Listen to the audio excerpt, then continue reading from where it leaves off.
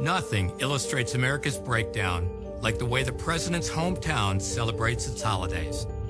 Memorial Day, 12 dead, 56 wounded. The 4th of July, 10 dead, 53 wounded. Labor Day, 9 dead, 46 wounded. This kind of third world carnage has become absolutely normal. If the president held a press conference every time multiple people were murdered by criminal gangbangers with illegal guns in Chicago, we'd hear from him almost every day. Instead, he says nothing. And the untold secret in Washington is that he has all the laws he needs to stop the bloodshed now. Under the existing federal gun laws, he could take every felon with a gun, drug dealer with a gun, and criminal gangbanger with a gun off the streets tomorrow and lock them up for 5 years or more. But he won't do it. His Justice Department won't do it. And the media never ask why. So convicted gangbangers carry illegal guns because they fear rival gangs more than they fear being prosecuted for a gun charge. Every police officer on the streets in cities like Chicago, Baltimore, and Detroit knows what it's like to get called to a murder scene, knowing full well who did it, because the killer was in the back of their car yesterday or last week. Thugs like Darius Brown, who was supposed to be serving a 10-year sentence for second-degree felony robbery, but got let off with 5 years probation. So he was free to roam the streets and kill a 9-year-old girl while she was doing her homework.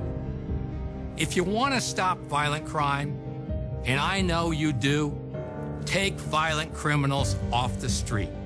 Prosecute them under the current federal gun laws and make sure they don't get to their next crime scene. That's the way to save lives.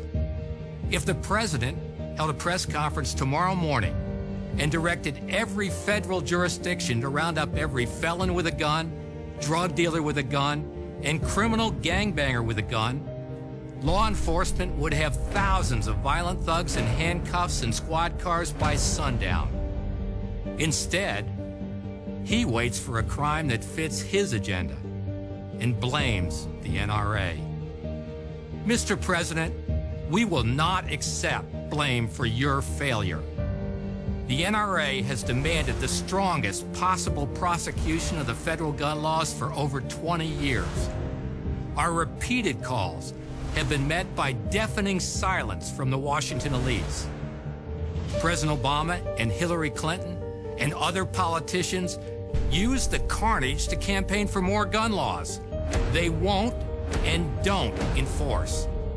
And the good, honest Americans living out in farm towns in Nebraska or Oklahoma, or working 2 jobs in inner city Chicago or Baltimore, people who keep their heads down, raise their kids, and just try to do the right thing, they see through it all. We've lived through the Clinton administration's utter lack of federal gun prosecutions, and the Obama administration is following suit while the country suffers. And we know that a second Clinton administration will just mean more of the same. Americans have no tolerance for violent thugs, no tolerance for the politicians who enable them, and no tolerance for a media that devotes endless time to new gun laws, but won't even ask why we don't enforce the existing federal gun laws we already have. No organization has been louder, clearer, or more consistent on the urgent need to enforce the federal gun laws than the NRA.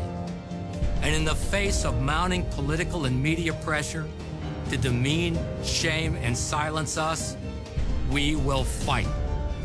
If you have had enough of the dishonest debate, if you're sick and tired of politicians blaming you and your guns for their failure, demand truth and justice. Stand and fight with the NRA.